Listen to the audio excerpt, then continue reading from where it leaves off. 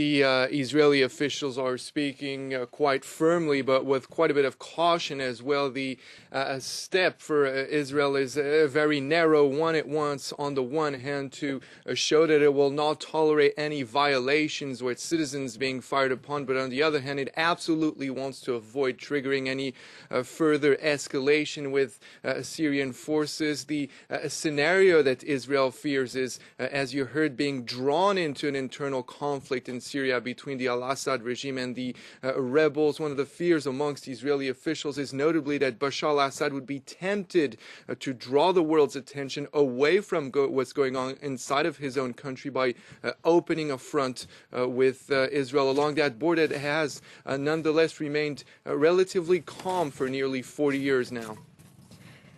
Now, Gallagher, Israel's also having to deal with enemy fire on its southern border. What's the latest on that?